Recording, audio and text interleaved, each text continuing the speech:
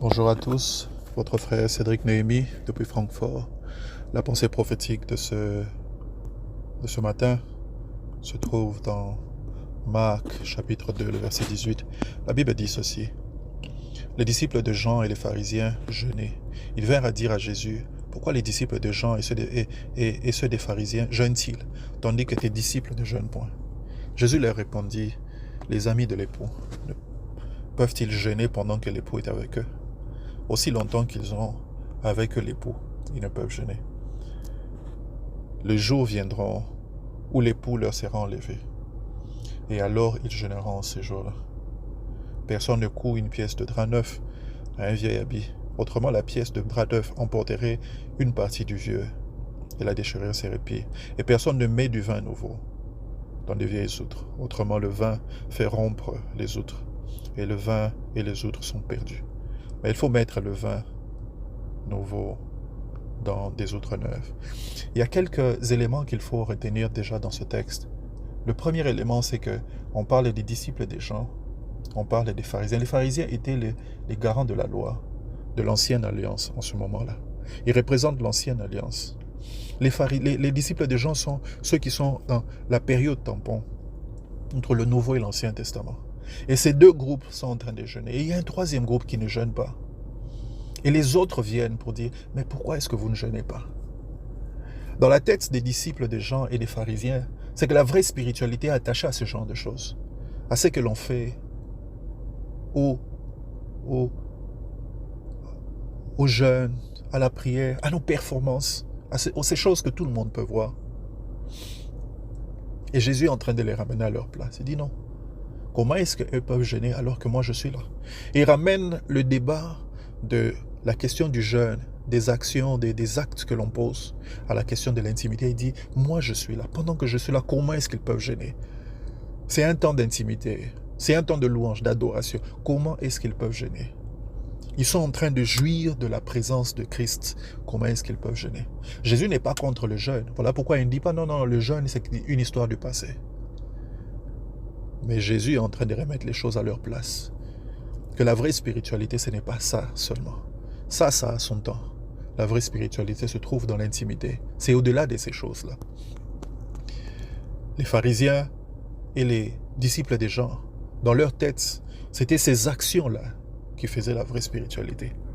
Et Jésus leur fait voir qu'il y a beaucoup plus que ça. Il y a beaucoup plus que ça.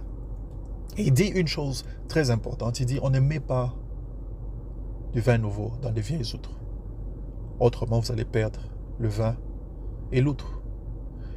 On met le vin nouveau dans des outres neuves. Il faut qu'il y ait correspondance. Il faut qu'il y ait correspondance entre le vin et l'outre. Sinon, vous allez perdre les deux. Jésus est en train ici de les amener à réaliser que le temps a changé. Le jeûne, c'est ce que l'on fait lorsqu'on est en train de chercher Dieu. On veut une réponse. On veut que quelque chose arrive. Pour les Juifs particulièrement, ils attendaient le Messie. C'était une façon pour eux d'invoquer le royaume de Dieu. Mais le royaume était arrivé. Le vin nouveau était arrivé. Eux ne les comprenaient pas. Ils voulaient continuer à faire ce que l'on faisait dans l'Ancien Testament, alors que le vin nouveau était arrivé. Ils étaient des outres vieilles, des vieilles outres, alors que le vin nouveau était arrivé. Ils se comportaient comme des vieilles outres, alors que le vin nouveau était là. Jésus est le vin nouveau. Et leurs attitudes étaient des outres vieilles, des vieilles outres. Il fallait qu'ils changent. Il fallait qu'ils comprennent qu'on était déjà passé à une autre étape où le royaume de Dieu était arrivé. L'attitude doit changer. Les stratégies doivent changer. La façon de vivre la spiritualité change. C'est du vin nouveau. C'est le temps du vin nouveau. Et il faut mettre le vin nouveau dans des outres neuves.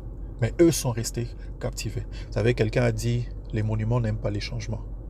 Ce qui a marché dans le passé, quand il y a des gens qui ont opéré d'une certaine façon, qui ont fait des choses dans le passé, ils estiment que ça doit rester comme ça et ça ne peut jamais changer ou ça ne peut jamais évoluer. Alors que la Bible nous montre clairement que des fois la révélation est progressive. Les gens acquièrent la révélation petit à petit. Mais ceux qui ont marché avec une révélation disent non, non, non, c'est ça. Et nous avons vu Dieu ici. Mais ont généralement difficile à avancer avec le mouvement de l'esprit. Ils avaient la révélation du jeûne. Et ils ne comprenaient pas que le vin nouveau est arrivé. Et le vin nouveau réclame des outres neuves.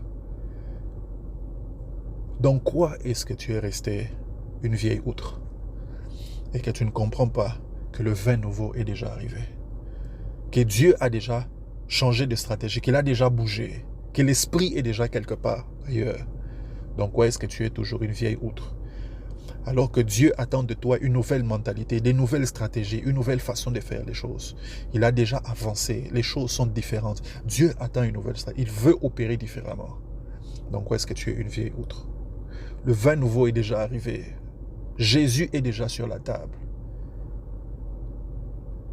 Qui doit s'adapter? Est-ce le vin nouveau ou est-ce que c'est l'outre? C'est l'outre qui doit être changé. C'est nous qui devons être changés. Le vin nouveau est là. Le vin nouveau est là. Que Dieu nous bénisse. Votre frère Cédric Néhémie de Francfort. Restons en contact et amenons le royaume des cieux ici sur terre. Amen.